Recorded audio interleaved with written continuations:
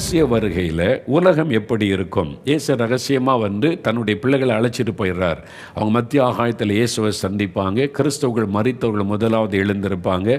அப்போ உலகத்தில் ஆண்டவருடைய பிள்ளைகள், கர்த்தருடைய பிள்ளைகள் இயேசுவை ஏற்றுக்கொண்டு ஆயத்தமானவங்க இருக்க மாட்டாங்க. கிறிஸ்தவங்க இருப்பாங்க, சில ஊழியக்காரங்க கூட இருப்பாங்க, கைவிடப்பட்டவங்க இருப்பாங்க. அதனால் அந்த காலம் எப்படி இருக்கும், அந்த அந்த அந்த அந்த சமயத்தில் உலகம் எப்படி இருக்கும், அதை நீங்கள் தியானிச்சிங்கன்னா ரொம்ப இன்ட்ரெஸ்டிங்காக ஆச்சரியமாக இருக்கும். வசனத்தை நீங்கள் ஆராய்ந்து பண்ணி சிந்தித்து பார்க்கும்போது தான் அதை அறிய முடியும். மத்தேயு 24 வசனத்திலிருந்து பாருங்கள். பைபிள் எடுத்துக்கொள்ளுங்க.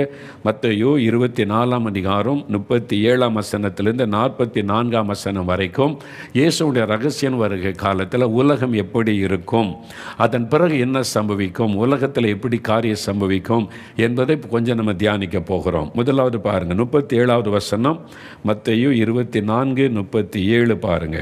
அது புதிய ஏற்பாட்டில் 38வது பக்கம்.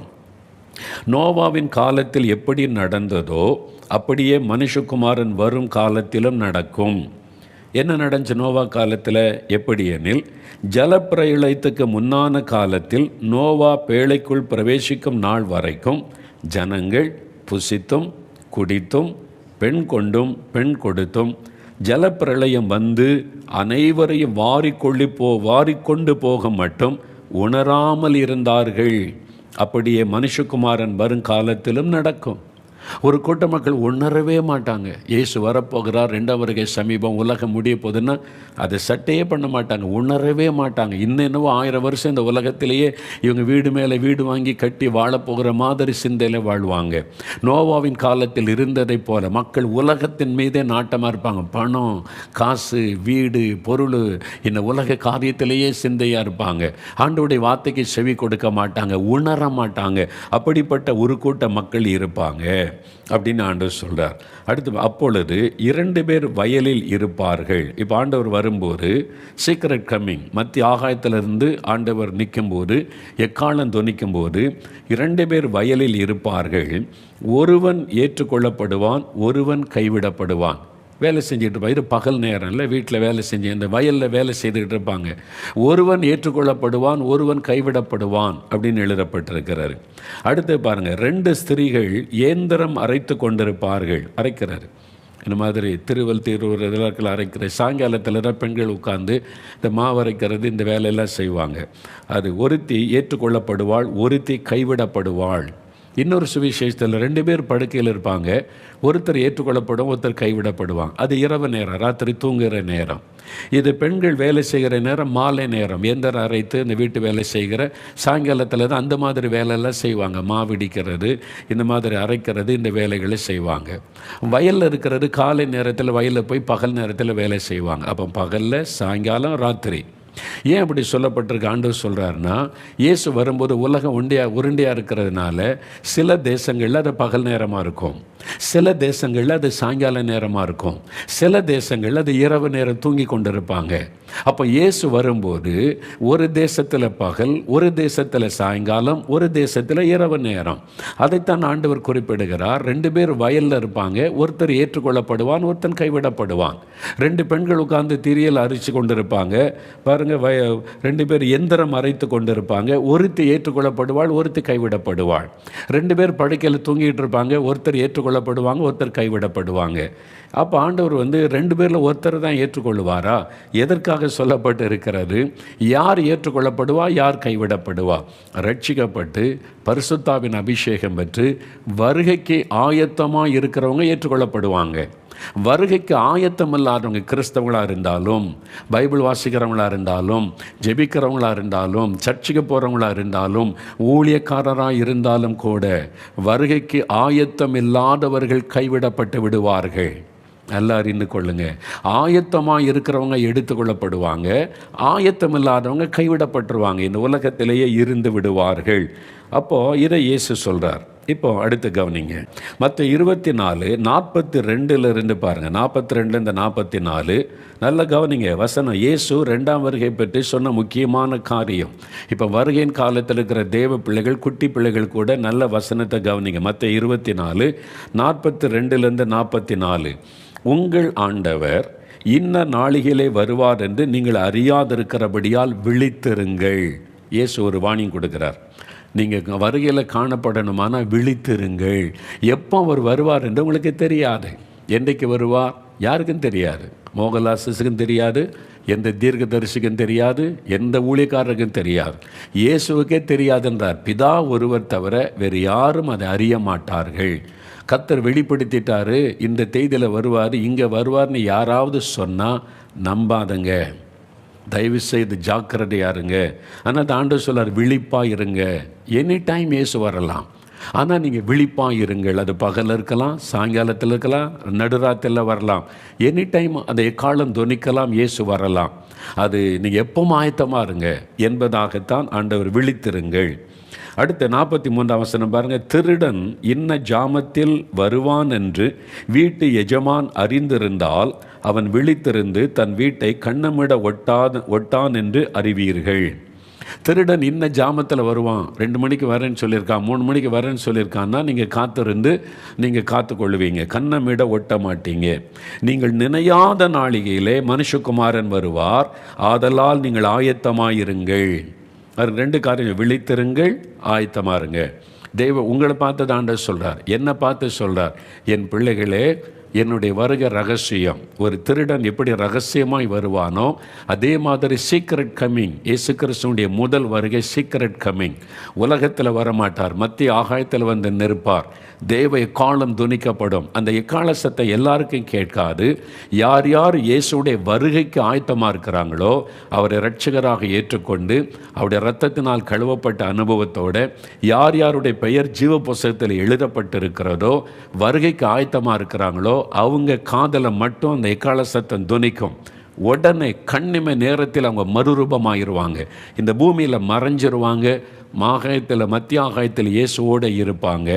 அதான் வசனம் சொல்லுகிற காரியம். அதனால் எந்த நாள் எந்த நேரத்தில் இந்த மனுஷகுமாரன் வருவார் உங்களுக்கு தெரியாது. அதனால் ஆயத்தமாக இருங்க. எல்லா டைம், பகலில் இருக்கலாம், சாயங்காலத்தில் இருக்கலாம், இரவு நேரத்தில் இருக்கலாம், எனி டைம் இஸ் கம். ஆண்டவருடைய வருகை எந்த நேரத்தில் சம்பவிக்கலாம். இன்றைக்கி இருக்கலாம், நாளைக்கு இருக்கலாம், அடுத்த வாரம், அடுத்த மாதம், அடுத்த வருஷம், யாருக்கும் தெரியாது. ஆனால் எப்பவும் நம்ம விழிப்பாக இருக்கணும், ஆயத்தமாக இருக்கணும். அப்போ இந்த வருகைக்கு இது ஆயத்தப்படுகிற ஒரு காலம். ஆண்டவருடைய சீக்ரெட் கம்மிங்கில் நீங்கள் பங்கு பெறுவதற்கு நீங்கள் இப்போ ஆயத்தப்பட வேண்டிய காலம். சின்ன பிள்ளைகள் கூட, பெரியவங்க கூட, ஊழியர்கள் கூட ஆயத்தப்படணும். அதனால் நீங்கள் மறந்துடாதங்க, இது கடைசி காலம், கடைசி வினாடி. இயேசுவை எச்சரித்து சொன்னது என்ன சொல்லணும்? விழிப்பாயிருங்க, ஆயத்தமாருங்க. அப்போ நீங்கள் விழிப்பாக ஆயத்தமாகணும் இயேசுடைய ரகசிய வருகைக்கு என்பதாக இயேசுவை எச்சரித்து சொன்னார். சரி, இப்போ ஆயத்தமாக இருக்கிறவங்க எடுத்துக்கொள்ளப்படுவாங்க, இல்லை இந்த பூமியை விட்டு மறைஞ்சிருவாங்க. கண்ணிமை நேரத்தில் ஆவியானவர் அவளை மறுரூபமாக்கி எடுத்துக்கொள்வார். அவங்க மறைஞ்சிருவாங்க. அப்புறம் இந்த உலகத்தில் அவங்கள பார்க்க முடியாது, டக்குனு காணாமல் போயிடுவாங்க. ஆயத்தம் இல்லாதவங்க கைவிடப்படுவாங்க. கைவிடப்பட்டவுடைய நிலைமை என்ன? ரொம்ப இன்ட்ரெஸ்டிங். இப்போ நீங்கள் அதை யோசித்து பார்க்கணும். இப்போ நம்ம அதை குறித்து கொஞ்சம் நேரம் பார்க்க போகிற நல்ல கவனிங்க. அது எப்படி மறைஞ்சு போவாங்க? அப்படிலாம் சில கிறிஸ்தவங்களுக்கே இதிலெல்லாம் நம்பிக்கை கிடையாது. ஏன்னா வசனத்தை ஒழுங்காக வாசிக்கிறது கிடையாது, தியானிக்கிறது கிடையாது, அதை பார்க்குறது கிடையாது. அதனால் அதை நம்ப மாட்டேன், இதை நம்ப மாட்டேன். நீங்கள் நம்பினாலும் நம்பாட்டால் இது நடக்க போகுது ஐயா. இது வசனம், இயேசு சொன்ன ஒன்றும் இதுவரைக்கும் அவர் சொன்னதெல்லாம் நிறைவேறி இருக்குது. நீங்கள் நம்பினாலும் நம்பாட்டாலும் இயேசு வரப்போகிறாரு. அது சீக்கிரம் கம்மிங் இருக்கிறது. அவங்க ஆண்டவருடைய பிள்ளைகள் மறைஞ்சு போகிறாங்க, எடுத்துக்கொள்ளப்பட போகிறாங்க. நீங்கள் கைவிடப்பட்டு போனீங்கன்னா அது ரொம்ப பரிதாபம். அதனால கைவிடப்பட்டவங்களுக்கு என்ன நடக்கும்னு தெரிஞ்சுட்டாதான் உங்களுக்கு நல்லது. சரி, இப்போது மறைஞ்சு போயிட்டாங்க அப்படின்னா எப்படி அப்படின்னு சொன்னீங்கன்னா ஒரு வசனம் பாருங்கள். அப்போஸ்தலர் நடபடிகள் 8ஆம் அதிகாரம் எடுங்க. அப்போஸ்தலர் நடபடிகள் 8ஆம் அதிகாரம், ஆக்ட்ஸ் ஆஃப் அப்போஸ்டல்ஸ் சாப்டர் 8 எடுத்து பாருங்கள். அங்கே பிலிப்பு என்கிற சுவிசேஷகன், அங்கே எத்தியோப்பியா தேசத்திலிருந்து வந்த ஒரு மினிஸ்டர், அந்த நாட்டில் உள்ள ஒரு மினிஸ்டருக்கு இயேசுவை பற்றி சொல்லி அவர் ரட்சிக்கப்பட்டு ஞானஸ்தானம் எடுக்கிறார். அவர் ஞானஸ்தானம் எடுத்த உடனே நீங்கள் பாருங்கள் 39ஆம் வசனம், அப்போஸ்தலர் 8:39, அவர்கள் தண்ணீரிலிருந்து கரை ஏறின பொழுது பிலிப்பு தண்ணீருக்குள்ளே இறங்கி அவருக்கு முழுக்க ஞானஸ்தானம் கொடுக்கிறார். மந்திரிக்கு, மினிஸ்டர், எத்தியோப்பியா தேசத்து மினிஸ்டர் 2 பேரும் தண்ணீரிலிருந்து கரையேறின உடனே கர்த்தருடைய ஆவியானவர் பிலிப்பை கொண்டு போய்விட்டார். வசனம் சொல்லுது, கர்த்தருடைய ஆவியானவர் பிலிப்பை கொண்டு போய்விட்டார், மந்திரி அப்புறம் அவனை காணாமல். நல்ல வசனத்தை தியானிங்க. அதனால தான் வசனத்தை வாசித்தா சிந்திக்கணும், ஆராய்ந்து பார்க்கணும். மந்திரி அவனை காணாமல் அப்படின்னா என்ன அர்த்தம்? 2 பேரும் தண்ணி குழந்து வெளியே வர்றாங்க, திடீர்னு பிலிப்பு மறைஞ்சிட்டார், பிலிப்பை காணோம். இப்போ அவர் நடந்து போயிருந்தால் பார்க்க முடியும், என்ன அந்த ஆள் ஓடுகிறான் என்னை விட்டுட்டு போகிறான்னு சொல்லி. இல்லை, திரும்பி உங்க எங்கேயும் பார்க்குறாரு, காணும், பிலிப்பை காணவில்லை. அதை தான் வசனம் சொல்லுது, அவனை காணாமல். ஏன்? ஆவியானவர் பிலிப்பை கொண்டு போய்விட்டார், மறைச்சிட்டார், அவனை ஆவிக்குள்ளாக்கி விட்டார். அப்போ மறைந்து விட்டான் பிலிப்பு. இதுதான் 2ஆம் வருகையில் நடக்க போகுது. சீக்ரெட் கம்மிங்கில் உங்கள் வீட்டுக்குள்ளே இருக்கிற சிலர் மறைஞ்சிருவாங்க, குட்டி பிள்ளைகள் மறைஞ்சிருவாங்க. தெரியுமா உங்களுக்கு? நீங்கள் வருகைக்கு ஆயத்தமாக இருந்தேன்னு வைங்க, குட்டி பிள்ளைகள் நீங்கள் மறைஞ்சிருவீங்க இந்த உலகத்தில். ஆனால் மத்தியாகத்தில் இயேசுவோடு இருப்பீங்க, இயேசுவை பார்ப்பீங்க, உங்களுக்கு பெரிய சந்தோஷமாக இருக்கும். தேவதூதர்களோட இயேசு வந்து நிற்பார், பரிசுத்தவான்களோட உங்களுக்கு பெரிய மகிழ்ச்சியாக இருக்கும். மறைஞ்சிருவாங்க கண்ணிமை நேரத்தில். இதான் 1 கொரிந்தியர் 14 அதிகாரத்தில் எழுதப்பட்டிருக்கிறாரு. ஒரு கண்ணிமை நேரத்தில் மறைந்து தேவனோடு இருப்போம் என்பதாக சொல்லப்பட்டிருக்கிறாரு. அது வசனத்தில் பாருங்க. அப்புறம் பிலிப்பு ஆசோத்திலே காணப்பட்டு, வனாந்தரத்தில் காணாமல் போயிட்டாரு, ஆசோத்தில் வந்து காணப்படுகிறார். அப்போது அங்கே மறைஞ்சவர் ஆசோத்துன்ற பட்டணத்தில் வந்து எல்லாருக்கும் வெளிப்படையாக தெரிகிறார். பூமியில் மறைஞ்சு போனவங்க மத்திய ஆகாயத்தில் இயேசுவோடு இருப்பாங்க. அதுதான் நடக்க போகுது. இது ஆவியானவர் செய்கிற காரியம். அதனால தான் பரிசுத்த ஆவியை பெற்றுக்கொள்ளுங்க, ஆவியில் நிரம்பி ஜோமனுங்கெல்லாம் சொல்ல காரணம் அதுதான். நிறைய பேர் அந்த உணர்வே இல்லாமல் நம்ம நினச்சதான் நம்ம தான் இதான் கரெக்டுன்னு நம்ம வாழ்ந்து கொண்டு இருக்கிறோம். வசனத்துக்கு நேராக திரும்புங்க. ஏன் அபிஷேகம் பெறணும்? பரிசுத்த ஆவியானவர் தான் உங்களை மறுரூபமாக்கி உங்களை மறைய பண்ணி கொண்டு போய் சேர்க்கிறவர். அப்போ அபிஷேகம் வரலன்னா வாஞ்ச இருக்குதா? நீங்கள் அபிஷேகத்துக்கு வாஞ்ச தாகமாவது உங்களுக்கு இருக்கணும். அது குறை சொல்லி கொண்டு இருந்தால் ரொம்ப கஷ்டம். நீங்கள் வாஞ்சியோடு இருந்தால் அந்த நேரம் உங்களை அபிஷேகம் பண்ணி ஆவியானவர் மறுரூபமாக்கி எடுத்துக்கொள்ளுவார். அப்போது ஆயத்தமாக இருக்கிறவங்கெல்லாம் இயேசுவோட மத்தியாகத்தில் போயிடுவாங்க. கைவிடப்பட்டவங்க மட்டும்தான் பூமியில் இருப்பாங்க. இந்த கைவிடப்பட்டவங்களுடைய நிலைமை என்ன? கொஞ்சம் சிந்திச்சு பாருங்களேன். வருகைக்கு ஆயத்தமாக இருக்கிறவங்க, உலகம் முழுவதிலும் இருக்கிறவங்க மறைஞ்சிருவாங்க, பூமியில் காணாமல் போயிடுவாங்க, கண்ணிமை நேரத்தில் மறைஞ்சிருவாங்க, ஆவியானவர் மறுரூபமாக்கி எடுத்துக்கொள்ளுவார். அப்போ என்ன நடக்கும்? உதாரணத்துக்கு 2 பேர் பைக்கில் போகிறாங்கன்னு வைங்க, ரோட்டில் போயிட்டுருக்காங்க. பைக்கை ஓட்டுற ஆள் ரட்சிக்கப்பட்டு அபிஷேகப்பட்டு வருகைக்கு ஆயத்தமாக இருந்தார்னா என்ன நடக்கும்? அவர் மறைஞ்சிருவார், ஆண்டவர் எடுத்துக்கொள்ளுவார். ஆள் இல்லாமல் பைக் ஓடி என்ன ஆகும்? விபத்து. பின்னால் இருக்கிற ஆளை நினச்சி பாருங்கள், என்ன ஆகுன்னு யோசித்து பாருங்கள். கார் ஓட்டிகிட்டே போகிற டிரைவர் அபிஷேகம் பெற்று வருகைக்கு ஆயத்தமாக இருந்தார்னு வைங்க, மறைஞ்சிருவார். பின்னால் இருக்கிறவனுடைய நிலைமை என்ன? லாரி டிரைவர், பஸ்ஸு டிரைவர், ட்ரெயினை ஓட்டுகிறார், விமானி, அவர் ரட்சிக்கப்பட்டு அபிஷேகம் பெற்று வருகைக்கு ஆயத்தமாக இருந்தார்னு வைத்துக்கொள்ளுங்க, அவர் மறைஞ்சிருவார். என்ன நடக்கும்? எத்தனை விபத்து நடக்கும், ரோடுகளில் எத்தனை காரியம் நடக்கும், சிந்திச்சு பாருங்கள். அப்போ ஆண்டவருடைய வருகையில் தான் நடக்க போகிறாரு, பூமியில் நடக்கிற காரியம் இதுதான். நீங்கள் கொஞ்சம் யோசித்து சிந்தித்து பார்க்கணும். வசனத்தை சிந்தியுங்கள் தான் சொல்கிறார். வாசிக்கிறவன் சிந்திக்க கடவன். நம்ம சிந்திக்காமல் இருக்கிறது தான் இன்றைக்கி கிறிஸ்தவுடைய பிரச்சனையே. வசனத்தை சிந்திச்சே பார்க்கறது இல்லை. நம்ம இஷ்டப்படி நாமளை பைபிள் வாசிக்கிறோம், ஜெபிக்கிறோம், நினச்சிட்டே போகிறோம். வசனத்தை சிந்திங்க. அப்போ யோசித்து பாருங்கள் என்ன நடக்கும்னு. எத்தனை மரணம், எத்தனை விபத்துகள் நடக்கும். பூமியே ஒரு கலவரமாய் மாறிவிடும். இங்கே மட்டும் இல்லை, அமெரிக்காவில், கனடாவில், ஆஸ்திரேலியாவில், நியூசிலாந்தில், சீனாவில், ரஷ்யாவில், எல்லா தேசத்திலும் இது நடக்கும். எல்லா தேசத்திலும் ரட்சிக்கப்பட்டு அபிஷேகம் பெற்று வருகைக்கு ஆயத்தமானவங்க எல்லாம் பறந்துருவாங்க, காணாமல் போயிடுவாங்க, மத்திய ஆகாயத்தில் இயேசுவோடு இருப்பாங்க. ஆவியானவர் அவளை கண்ணுமே நேரத்தில் கொண்டு போயிடுவார். மற்றவங்க எல்லாம் அங்கே என்ன பண்ணுவாங்க, எப்படி இருப்பாங்கன்னு யோசித்து பாருங்கள். விபத்துகள் உண்டாகும், நிறைய விபத்துகள். வண்டி ஓட்டிகிட்டு போகும்போது காணாமல் போயிடுவாங்க. இல்லை யோசிச்சு பாருங்க. பஸ் ஓட்டிகிட்டே போவார், எல்லாம் தூங்கிட்டு இருப்பாங்க. டிரைவர் அபிஷேகம் பெற்று அவர் வரைக்கும் ஆயத்தம் வந்தால் டிரைவர் போயிடுவார். பஸ் எங்கே போய் நிற்கும்? எத்தனை விளைவுகள். பூமியில் நடக்கிற காரியங்கள் பயங்கரமாக இருக்கும். அதனால தான் அந்த நாளை விரும்புகிறவனுக்கு ஐயோ என்று இயேசு சொன்னார். அந்த நாளை விரும்பாதங்க, அந்திகிறிஸ்து ஆட்சியில் பூமியில் இருக்கணும் என்று விரும்பாதங்க, ரகசிய வருகையில் போயிடணும், எப்படியாவது நான் இயேசுடைய ராஜ்யத்தில் போயிடணும். நீங்கள் ஜாக்கிரதையாக ஆயத்தப்படணும், இல்லாட்டினா உங்களுடைய நிலைமை பரிதாபம். அறிந்து கொள்ளுங்கள், பயங்கர விபத்துகள் ஏற்படும். அடுத்தது என்ன நடக்கும்னா, உங்கள் வீட்டில் ரட்சிக்கப்பட்ட அபிஷேகம் பெற்றால் காணாமல் போயிடுவாங்க. சின்ன குட்டி பிள்ளைகள் காணாமல் போயிடுவாங்க.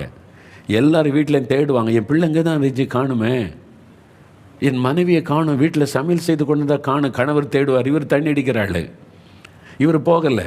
தண்ணி அடிக்கிறாள் இப்படி பல்லத்து போக முடியும்? குடிக்கிறாள், சர்ச்சுக்கு போகலாம், காணி கொடுக்கலாம், கல்ற தோட்டத்தில் இடம் இருக்கலாம், பரலோகத்தில் இடம் இருக்குதா? சர்ச்சில் பேர் இருக்கலாம், சங்கம் கொடுத்தேன்னு பேர் இருக்கலாம், ஜீவபுஸ்தகத்தில் பேர் இருக்குதா? நிலைமை பரிதாபம். மனைவி காணாமல் போயிடும், அவங்க பரலோகத்துக்கு போயிடுவாங்க, பிள்ளைகள் போயிடுவாங்க. சில குடும்பத்தில் கணவன் மட்டும் அலைந்து கொண்டிருப்பான், அப்படியே எங்கே மனைவியை காணும், பிள்ளைகளை காணும். யோசித்து பாருங்களேன், அந்த நாளை எப்படி இருக்குன்னு கற்பனை பண்ணி பாருங்கள். ஒவ்வொரு வீட்லேயும் இதை நடக்கும், ஒவ்வொரு தேசத்துலையும் இதை நடக்கும். நிறைய பேர் இயேசுவை ஏற்றுக்கொண்டவங்க எல்லாம் போயிடுவாங்க, மற்றவங்க அழுதுகிட்டே தேடுவாங்க. போலீஸ் ஸ்டேஷனில் போனால் அவ்வளோ பேரும் போயிடுவாங்க, எங்கள் வீட்டில் 2 பேரை காணும், எங்கள் வீட்டில் 4 பேரை காணும், எங்கள் வீட்டில் அவங்கள காணும், இவங்கள காணும், எல்லாம் தேடுவாங்க.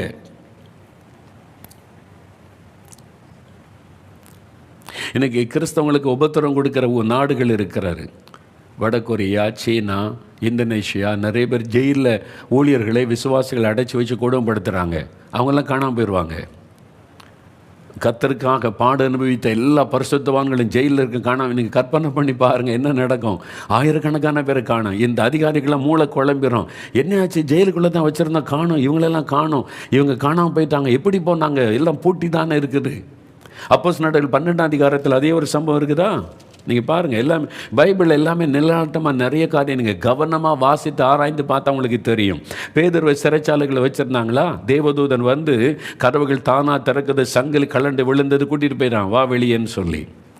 ஏரோதராஜ் ஆட்சி காலத்தில், எழுப்புதல் காலத்தில் இதெல்லாம் நடக்கும். தேவ ஊழியக்காரனை இஷ்டப்படி யாரும் ஆட்டி வச்சிட முடியாது. தேவன் கவனித்து கொண்டிருக்கிறார். பாருங்கள், அந்த சமயத்தில் அடுத்த நாள் என்ன நடந்தது பாருங்கள். இயேசுவை காணும், சிறைச்சாலையில் போய் பார்த்தா பேதுருவை காணும். பேதுருவை காணுன்னொன்னே என்ன நடந்தது பாருங்கள். அப்போஸ்தலர் நடபடிகள் 12:18 பாருங்கள். பொழுது விடிந்த பின்பு பேதுருவை குறித்து சேவகர்களுக்குள்ளே உண்டான கலக்கம் கொஞ்சம் அல்ல. பேதுருவை குறித்து ஒரு பெரிய கலக்கம் உண்டாகிவிட்டது. இங்கே தானே வச்சுருந்தோம், கதவு பூட்டி இருக்குது, இவன் காவல்காரங்க விழிச்சு தானே இருக்கிறாங்க, எங்கே போனால் உள்ளே இருந்த ஆளை காணுமே. பெரிய கலக்கம் உண்டானது. ஒரு ஆள் காணாமல் போனக்கு இவ்வளோ கலக்கம்னா, ஜெயிலில் இருக்கிற எல்லா விசுவாசிகளும் காணாமல் போயிட்டா அந்த நாட்டுக்கே குழப்பமாயிரும். பார்லிமெண்ட்டில் அதான் பேசுவாங்க, ஜெயிலில் என்ன நடக்குது, இவங்களை கிறிஸ்தவங்களெல்லாம் நீங்கள் உள்ளே வச்சுருந்தீங்களே, எங்கே போனாங்க, காணும், எப்படி காணாமல் போவாங்க, நீங்கள் கொன்னுட்டீங்களா, கேள்வியெல்லாம் கேட்பாங்க. என்னெல்லாம் நடக்கும் நீ கற்பனை பண்ணி பாருங்கள், ஆராய்ச்சி பண்ணி பாருங்கள். தேடுவாங்க, எல்லாரும் பிள்ளைகளை தேடுவாங்க, மனைவியை தேடுவாங்க. சில மனைவி ரட்சிக்கப்படாமல் இருந்தால் கணவன் ரட்சிக்கப்பட்டிருந்தால் போயிடுவார். இவங்க கணவரை தேடுவாங்க. ஆஃபீஸுக்கு போன கணவர் வரல, ஃபோன் அடிப்பாங்க, என் கணவர் இந்த வீட்டுக்கு வரல. இல்லை, அப்போயே போய்த்தார், அவர் வரலையே, அவர் இன்னும் பைக்கில் வந்தார், பைக் அங்கே ஆக்சிடெண்ட் ஆகி கிடக்குது, ஆளை காணும். தெருவெல்லாம் ஜனங்க அலைவாங்க, இவரை காணும், அவரை காணும், கணவரை காணும், மனைவி காணும், பிள்ளைகளை காணும். யோசித்து பாருங்கள், போலீஸ் ஸ்டேஷனில் வந்து குமிஞ்சிருவாங்க. அவங்க உட்காந்து யார் யார் காணும், என்ன பாருங்க இவ்வளோ கேஸ் வருது, காணும்னு என்ன நடக்குது, இவங்களாம் என்ன நடக்குது, ஏலியன்ஸ் வந்துட்டாங்களா, அவ்வளோ இப்போ அது ஒரு கற்பனை வருதில்லை, ஏலியன்ஸு வேற்று கிரகத்திலேருந்து வர்றாங்களாம். அப்படி ஒரு ஆட்களே கிடையாதுங்க. பைபிள் தெளிவாக சொல்லுது, மனுஷன் வாழுவதற்கு தேவன் உண்டாக்கினது பூமி மட்டும்தான். மனிதன் எத்தனை கோடி செலவு பண்ணி சூரியனில் நம்ம வந்து சந்திரனில் போய் குடியேறிடலாமா, நம்ம வந்து செவ்வாய்க்கிரகத்தில் குடியேறவே முடியாது, தள்ளி போட்டுருவார் அங்கேருந்து. வசனம் சொல்லுற ஒரு இடத்துல குடியேற முடியாது. பூமி மட்டும்தான் மனுஷர்கள் வாழ தேவ நியமித்த இடம். அறுவர் சொல்லிடுவாங்க கற்பனையாக, ஏலியன்ஸ் வந்து இவங்களெல்லாம் கடத்தி கொண்டு போயிட்டாங்க, அதனால் இப்போ ஆட்களை மிஸ்ஸிங், பலவிதமான குழப்பங்கள் இருக்கும். ஒருத்தர் தேடுவாங்க. நீங்கள் போயிடுவீங்களா, உலகத்தில் உட்காந்து தேடிக்கிட்டு இருக்க போகிறீங்களா? நல்ல யோசிங்க ஐயா, சிந்திங்க சகோதரனை, சிந்திங்க. நீ குடிச்சிட்டு சிகரெட்டை ஊற்றிக்கிட்டு கிண்டலாக பேசிக்கிட்டு உட்காந்துருக்கிறீங்கள, ஒரு நாள் வரும், சீக்கிரம் வரப்போகுது. அன்றைக்கு கைவிடப்பட்டு போனீங்கன்னா உங்களுடைய நிலைமை பரிதாபம் என்பதை அறிந்து கொள்ளுங்க. ரட்சிக்கப்பட்ட மனைவியை பரிகாசம் பண்ணுறீங்க, ரட்சிக்கப்பட்ட பிள்ளையை பரிகாசம் பண்ணுறீங்க, ஊழியக்காரனை கேலி பண்ணுறீங்களா, அவங்கெல்லாம் போயிடுவாங்க. நீங்கள் உலகத்தில் தடிமாறி அலைவீங்க. இதை நடக்க போகிறாரு. அடுத்தது என்ன நடக்கும்னு யோசித்து பாருங்களேன். செய்தித்தாளில் என்ன செய்தி வரும், இப்போ என்ன செய்தி வருது, இப்போ தேர்தல் செய்தி வருது, கொரோனா இந்த தேசத்தில் இத்தனை பேர் செத்தாங்க மறிச்சாங்க வருதில்ல. அடுத்தாவில் செய்தி வரும், இந்தியாவில் இத்தனை பேரை காணவில்லை, தமிழ்நாட்டில் இத்தனை பேரை காணவில்லை, போலீஸ் ஸ்டேஷனில் இத்தனை கேஸ் பதிவாகி இருக்கிறது, குழந்தையை காணலை, மனைவியை காணலன்னு புருஷன் தேடுகிறான், புருஷனை காணனி மனைவி தேடுகிறாள், என் மருமகளை காணனி மாமியார் தேடுறாங்க. சில பாஸ்ட் வந்து நிற்பாங்க, எங்கள் விசுவாசியை காணும். நீங்கள் ஆயத்தம் இல்லைன்னா உங்கள் நிலைமை அப்படி தான். நீங்கள் ஊழியக்காரன் இருக்கிறதுனால அது மட்டும் வச்சுக்கிட்டு போயிட முடியாது, ஆயத்தம். அப்போ வந்து நிற்பாங்க. செய்தித்தாள் என்ன செய்தி வரும், என்ன செய்தி வரும் யோசிச்சு பாருங்கள். நிறைய பேரை காணும், அமெரிக்காவில் காணும், ரஷ்யாவில் காணும், கணக்கெடுத்து நியூஸ் பறந்துக்கிட்டு இருக்கும். நியூஸ் சேனலில் இதுதான் ஸ்பெஷல், எல்லாம் கூட்டமாக உட்காந்து பேசுவாங்க. இப்போ உட்காந்து பேசுகிறாங்கல்ல, கதை அடிக்கிறாங்க பாருங்கள். அதே மாதிரி உட்காந்து எப்படி இவ்வளோ பேர் காணாமல் போனாங்க, அரசாங்கம் என்ன பண்ணுகிறது, காவல்துறை என்ன பண்ணுகிறது, ஒருத்த உட்காந்து பேசுவான், கேள்வி கேட்பான். இப்போ வந்து முதலமைச்சரை கேள்விகள், இந்த பிரதமர் என்ன பண்ணுறாரு, நம்ம நாட்டில் இவ்வளோ பேர் காணாமல் போயிருக்காங்க, யார் கடத்திட்டு போனது, இதுக்கு என்ன விசாரணை கமிஷன் வைக்கிறாங்களா, டிவியில் உட்காந்து பேசிக்கிட்டு இருப்பாங்க. என்ன கைவிடப்பட்டவர்கள். செய்தித்தாளில் என்ன செய்தி வரும், காணாமல் போன எல்லாருமே கிறிஸ்தவங்க. அதான் செய்தி ஹைலைட். யார் யார் காணாமல் போனால் எல்லாருமே கிறிஸ்தவங்க. அவங்க தான் காணாமல் போயிருக்கிறாங்க. இந்த செய்தி தான் உலகத்தை கலங்க பண்ணும். காணாமல் போனோம், ரஷ்யாவில், அமெரிக்காவில், சீனாவில் காணாமல் போன எல்லாருமே கிறிஸ்தவங்க. பைபிள் வாசிக்கிறவன், ஜெபிக்கிறவன், அவங்கள தான் காணும். ஆனால் பல கிறிஸ்தவங்களும் இருக்கிறாங்க பூமியில். ரட்சிக்கப்படாத ஆள் இருக்கான்ல, தேர்தல் சண்டை போடுற ஆள், ஆசீர்வாத தட்டு எடுக்கிற ஆள் இருக்கால, பெருமைக்கு உட்கார்ந்துருப்பேன். இன்றைக்கி பெருமை பேசுகிறல்ல சபை ஆளுங்கன்னு கைவிடப்பட்டவன் அந்த லிஸ்ட்டில் உட்கார்ந்துருப்பேன். இன்றைக்கி உனக்கு பரியாசமாக தெரியலாம், ஆண்டோடைய வசனத்தை பேசினா கிண்டலாக தெரியலாம். ஒரு நாள் வரப்போகுது தம்பி, சீக்கிரம் வரப்போகிறார். அவருடைய ரகசிய வருகைக்கு அப்புறம் செய்தி வர, காணாமல் போன எல்லாருமே கிறிஸ்தவங்க. அதே சமயத்தில் நிறைய கிறிஸ்தவங்க இங்கே தான் இருக்கிறாங்க. கணக்கெடுத்து பார்த்தா இந்த கிறிஸ்தவன் இவனும் கிறிஸ்டின் தானே, இவனும் கிறிஸ்டின் தானே, ஆமாம் இவர் கமிட்டி மெம்பரு, இவர் இந்த சபையில் உள்ளவர், இந்த ஆள் அரசியல் பண்ண ஆள், இந்த ஆள் சண்டை போட்ட ஆள், இந்த ஆள் குடிக்கிற ஆள், இந்த ஆள் இப்போ சபை பணத்தை திருடின ஆள், இந்த ஆள் சபைக்குள்ள அரசியல் பண்ண ஆள், இந்த ஆள் ஓட்டு காசு வாங்கினார்ல அந்த பாஸ்டர் தான் அங்கே இருக்கார். ஓட்டு காசு வாங்குற கிறிஸ்தவர் பாஸ்டர் நீங்கள் பரலும் போக முடியாது. போயிட முடியுமா நினைக்கிறீங்களா? நீங்கள் ஓட்டுக்கு காசு வாங்கிட்டு ஏமாற்றிட்டு ஒரு சாப பணத்தை கை நீட்டு வாங்கிட்டு நீங்கள் இயேசுடைய ரகசிய வரல போயிடலான்னு நினைக்கிறீங்களா? யோசிங்க, வசனத்தை தியானம் பண்ணுங்க, என்ன நடக்க போகிறது என்று. நிறைய பேர் ரெண்டாம் வருகை பற்றி சிந்திக்கிறதே இல்லை. சிந்திச்சா பயம் வந்துடும், நம்மெல்லாம் பரிசுத்தமாயிடும்னு நிறைய பேர் அதுக்கு இடம் கொடுப்பதில்லை. இஷ்டப்படி வாழ நினைப்பேன், ஜாலியாக ஆடணும், டான்ஸ் ஆடணும், ஏசுன்னா அப்படி கொண்டாடுங்கன்னு தப்பான காரியத்தை சொல்லி கொண்டு இருக்கிறாங்க.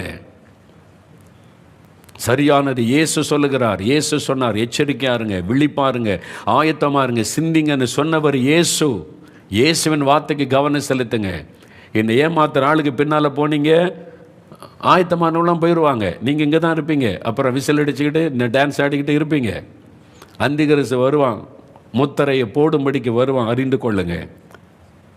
நிறைய கிறிஸ்தவங்களை பேட்டி எடுப்பாங்க. இப்போ பேட்டி யார் எடுப்பாங்க? கிறிஸ்தவங்க தான் காணாமல் போயிட்டாங்க. என்னங்க ஆச்சு, என் கணவர் காணாமல் போயிட்டாருங்க, என் மனைவியை காணுங்க, பிள்ளைகள் காணும் அப்படின்னு என்ன நினைக்கிறீங்க? என்ன நடந்துன்னு தெரிலங்க. ராத்திரி பார்த்து காலையில் எழுமனா என் கணவரை காணும், மனைவியை காணும், பிள்ளைகளை காணும், என்னாச்சுன்னு தெரியலங்க அப்படின்னு. அப்போ எல்லாரும் கிறிஸ்தவங்க சொல்கிறாங்க, இவங்களை காணும் அவங்கள காணும் அப்படின்னா பைபிளில் இருக்குது. இயேசு கிறிஸ்துவோட ரகசிய வருகை. ஒரு ஊழியக்காரன் கத்திக்கிட்டே இருந்தான், ஜெபிக்கலாமாங்க நிகழ்ச்சியில், இயேசு வரப்போகிறாரு ஆயத்தப்படுங்க, ரகசிய வருகை இருக்கிறதுலாம் ஒரு ஊழியக்காரன் கத்தனா. எங்களுக்கு பரிகாசமாக தெரிஞ்சது, நாங்கள் இதை கேலி பண்ணிட்டு நிர்விசாரமாக இருந்துட்டோம், அவங்களெல்லாம் காணோம், இப்போ தான் தெரியுது, ஐயோ நாங்கள் கைவிடப்பட்டு விட்டோம். நிறைய பேர் அழுதுகிட்டே பேட்டி கொடுப்பீங்க. நீங்கள் அப்படி இருக்க போகிறீங்களா அல்லது வருகையில் காணப்பட போகிறீங்களா? யோசித்து பாருங்கள்.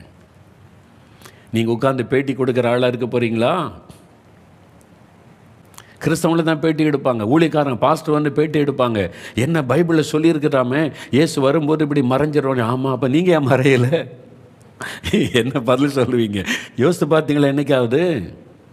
நடுக்கம். இதெல்லாம் யோசித்தா தான் ஒரு பயம் வரும். நம்மளை ஆயத்தப்படணுமே ஆண்டவரே. அதனால தான் சாராளூர் ராஜம்மா பாட்டு எப்படியாகிலும் நம்முடைய வருகையில் காணப்படணும். அவங்க பாட்டு எழுதுனாங்க, அந்த ஏக்கம், எப்படியாவது நம்முடைய வருகையில் காணப்பட்டணும் ஆண்டவரே. ஜாக்கிரதையா உங்களை மனம் திரும்பி வருகைக்கு ஆயத்தப்படுங்க. அந்த நாள் முடிஞ்சிட்டு அவங்களுடைய நிலைமை பரிதாபம், கைவிடப்பட்டவங்களுடைய நிலைமை பரிதாபம். யோசித்து கொள்ளுங்க. என்ன அன்றைக்கி ஊழியக்காரங்க கிறிஸ்தவங்களை தான் பேட்டி எடுப்பாங்க, மற்றவங்களுக்கு அந்த நம்பிக்கை கிடையாதுல்ல. மற்றவங்க அவங்க பக்தியாக அதை செஞ்சுக்கிட்டே இருப்பாங்க. ஆனால் நமக்கு தான் தெரியும் இது இயேசுடைய 2ஆம் வருகை, ரகசிய வருகை, இனிமேல் வரப்போகிறது பயங்கரமான காலம் என்பது. இப்போ பெயர் கிறிஸ்தவனுடைய நிலைமை என்ன? இந்த கைவிடப்பட்டுருவாங்கல்ல, பெயருக்கு கிறிஸ்தவங்களாக இருந்து அவங்க நிலைமை என்ன? இப்போ அவங்களுக்கு உண்மை தெரிஞ்சிடும். இந்த ஊழியக்காரர் ஒரு நாள் கத்தினாரு, நிறைய ஊழியக்காரங்க பாஸ்டர்லாம் கத்தி 2ஆம் வருகை ஆயத்தப்படுன்னு சொன்னாங்களே, இந்த ஊழியக்காரங்கள்லாம் பேசினாங்களே, வருகை சமீபம் ஆயத்தப்படுன்னு இந்த ஊழியக்காரர் அந்த ஊழியக்காரர் இந்த பாஸ்டர் எங்கள் சபை பாஸ்டர் கூட சொன்னாரே, நான் கவனி கேட்கலையே. அழுவாங்க. நான் ரட்சிப்பை பற்றி கவலையிட்டு போயிட்டேனே, ஐயோ அதை கொத்து சிந்திக்காமல் போயிட்டேனே. நிறைய பேர் அழுவாங்க, கண்ணீர் வடிப்பாங்க. ஊழியக்காரனுக்கு எதிர்த்து நின்றவங்க, உண்மை ஊழியர்களை விசுவாசிகளை கேலி செய்தவர்கள் வெட்கப்பட்டு வேதனைப்பட்டு நிற்பாங்க. இன்றைக்கி உண்மையான ஊழியக்காரங்களை பரிகாசம் பண்ணுறீங்களே, அப்புறம் எல்லாம் டூப்ளிகேட் தான் இருக்கும். இந்த உலகத்தில் பிசாசுக்கு துணை போனவர்கள், வெறும் பணத்துக்காக உலக காரியத்திற்காக தங்களை விற்று போட்டவர்கள். யோசித்து பாருங்க. அப்போ நிலைமை என்ன? வெட்கப்பட்டு நிற்பாங்க. நீங்கள் ஏன் போகல? நீங்கள் போகலையா? நீங்கள் சர்ச்சில் முக்கியமான ஆள் இல்லை, நீங்கள் கூட போகலையா? என் மனைவி போயிட்டாங்க, என் மனைவியை காணுங்க, பிள்ளைகள் போயிட்டுங்க. நீங்கள்?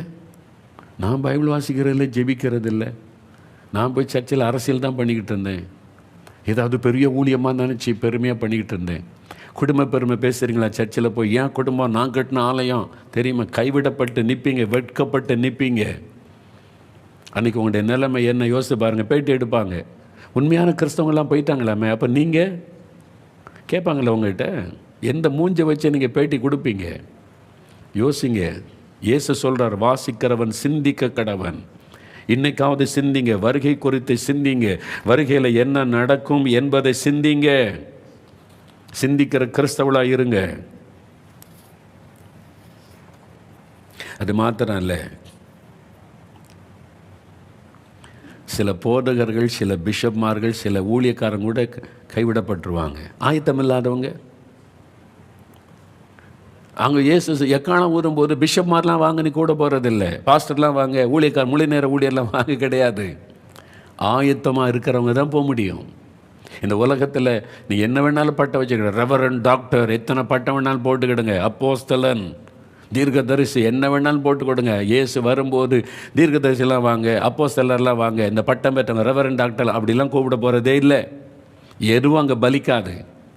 ஆயத்தமாக இருக்கிறவங்க, வருகைக்கு உங்களை ஆயத்தப்படுத்தி கொண்டு நிற்கிறவங்க, அதான் விழிப்பாருங்க, எச்சரிக்கையாருங்கன்னு இயேசு, வஞ்சிக்கப்பட்டு போகாதுங்க அப்படின்னு ஆண்டவர், அவங்க தான் போவாங்க. இப்போது கைவிடப்பட்டு ஒரு பிஷப்போ போதகரோ பாஸ்டரோ கைவிடப்பட்டார்னு போங்க, அந்த சபையில் கைவிடப்பட்டிருக்கிற விசுவாசம் என்ன பண்ணுவாங்க? அந்த பாஸ்டர் மேலே, பிஷப் மேலே பயங்கர கோவம் வரும். ஏன் எங்களுக்கு அந்த சத்தியத்துக்குள்ளே சொல்லலை? ஏன் இந்த சத்தியத்துக்குள்ளே நடத்தலை? நீங்கள் எங்களை ஏமாற்றிட்டீங்க, வெறும் காணிக்க காணிக்க காணிக்கன்னு எங்களை காணிக்கையிலேயே நீங்கள் சொல்லி சொல்லி நீங்கள் சத்தியத்தை எங்களுக்கு சொல்லி கொடுக்கல, எங்களை ஏமாற்றிட்டீங்கன்னு ஊழியக்காரங்க மேலே உங்களுக்கு கோபம் வரும். எல்லாம் கூடி வந்து நிற்பாங்க. ஒன்றால் தான் நான் பரலோகத்துக்கு போகலை, நீ இதை பற்றி சொல்லலையே, நீ டான்ஸ் ஆட தானே சொல்லிக் கொடுத்த, விசில் அடிக்க தானே சொல்லிக் கொடுத்த, பரலோகத்துக்கு போகிறக்கு எப்படி ஆயத்தப்படன்னு சொல்லிக் கொடுத்தியா, நீ பணக்காரன் ஆகணும்னு சொல்லிக் கொடுத்த, பரலோகத்துக்கு எப்படி போகணும், எப்படி இயேசுடைய வருகையில் காணப்படுன்னு சொல்லிக் கொடுத்தியா? அன்னைக்கு வந்து கேட்பாங்க. இதெல்லாம் நடக்க போது பாருங்க. இதெல்லாம் யோசிங்க. இயேசுவே சொன்னார், வாசிக்கிறவன் சிந்திக்க கடவன். அப்போ நிறைய பேர் சமாளிப்பாங்க, நானே தான் போகலையா, அப்புறம் என்ன, நானும் உங்க கூட தானே இருக்கேன், சமாளிக்க தான் முடியும். சிலர் அப்போ மனம் திரும்புவாங்க. அந்த சமயத்தில் சிலர் உணர்ந்து, ஆமாம் கர்த்தர் பேசினாரே, ஜெபிக்கலாம் வாங்க நிகழ்ச்சியை வச்சு வருஷக்கணக்காக மாதக்கணக்காக பேசினாரே, வருஷம் முழுவதும் பேசினாரே, ஜெபிக்க சொல்லிக் கொடுத்தாரு, எப்படி விசுவாசிக்கணும்னு சொல்லிக் கொடுத்தாரு, ரட்சிப்பை பற்றி சொல்லிக் கொடுத்தாரு, அபிஷேகத்தை பற்றி சொல்லிக் கொடுத்தாரு, வருகைக்கு ஆயத்தப்படுத்த பற்றி சொல்லிக் கொடுத்தாரு, நான் கீழ்ப்படியாமல் போயிட்டேனே, இனிமேலாவது நான் ரட்சிக்கப்படணும்னு ஒரு கூட்டம் ரட்சிக்கப்படுவாங்க, ஒரு கூட்டம் மனம் திரும்புவாங்க. அந்தி கிறிஸ்துவின் காலத்தில் கைவிடப்பட்ட நிலைமையில் ஒரு கூட்டம் பேர் மனம் திரும்புவாங்க. இன்னைக்கு அப்போ யோசிப்பாங்க, சொல்லப்பட்ட சத்தியத்தை நினைத்து. அப்போ போதிக்கிறதுக்கு ஆள் இருக்க மாட்டாங்க, உண்மையான ஊழியக்காரங்களாம் போயிடுவாங்கல்ல, அப்போ போதிக்கிறதுக்கு ஆள் இருக்க மாட்டாங்க. அப்போ தான் புஸ்தகத்தை தேடுவாங்க. மோகன்லால் இந்த புஸ்தகத்தெல்லாம் அறிமுகப்படுத்தினாரு. டிவியில் தேடுவாங்க, வாட்ஸ்அப்பில் மெசேஜை தேடுவாங்க. ரட்சிக்கப்பட என்ன பண்ணணும், வருகைக்கு ஆயத்தப்பட என்ன பண்ணணும், இந்த ஊழியக்காரர் பேசியிருக்கிறார், அந்த ஊழியக்காரர் பேசியிருக்கிறார், இந்த பாஸ்டர் பேசியிருக்கிறார், எங்கே இருக்குது.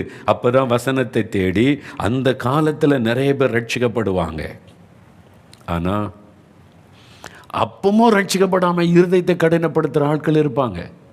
அப்பவும் மனம் திரும்பாமல் இருதயத்தை கடினப்படுத்தி கொண்டு இருக்கிற ஒரு கூட்டம் கிறிஸ்தவங்க இருப்பாங்க. ஆனால் அந்த காலத்தில் ரட்சிப்பு உண்டு. மனம் திரும்பி, ஐயோ நான் வசனத்தை கேட்காம போயிட்டேனே, ஐயோ நான் எனக்கு எச்சரிப்பு செய்தி சொல்லி ஆயத்தமெல்லாம் போயிட்டேனே, நீ மனம் திரும்பி அந்த சமயத்தில் ரட்சிக்கப்படுறவங்க இருப்பாங்க. அதே சமயத்தில் அவங்க மிகுந்த உபத்திரவத்தை சந்திக்க வேண்டியது வரும். நான் அப்போ ரட்சிக்கப்பட்டு கொள்கிறேன் அப்படி நினைக்கிறீங்களா? அதனுடைய விளைவு என்ன? அது மிகுந்த உபத்திரவத்தை சந்திக்க வேண்டியது வரும்.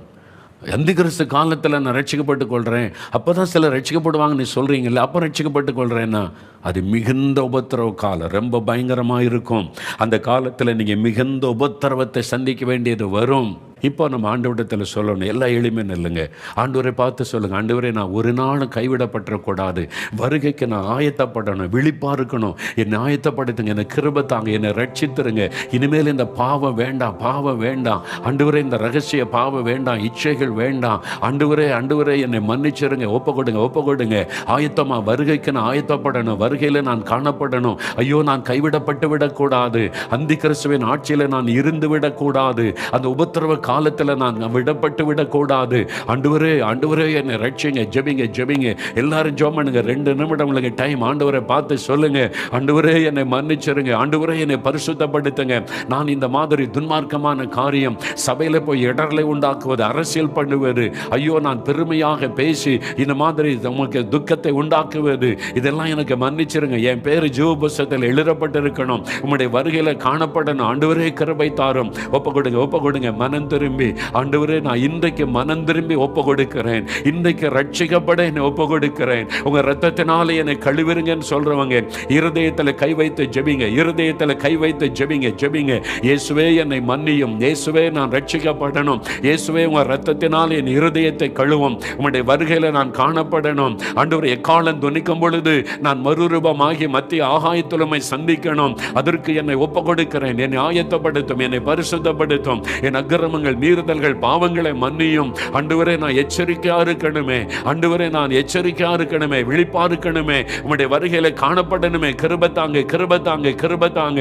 என்னை ஒப்பு கொடுக்கிறேன். ஆண்டவரே தகப்பனே, யார் இருதயத்தில் கை வைத்து ஆண்டவரே உம்முடைய வருகையில நான் காணப்படணுமே, வருகையில நான் எடுத்துக்கொள்ளப்படணுமே, நான் கைவிடப்பட்டு விடக் கூடாது.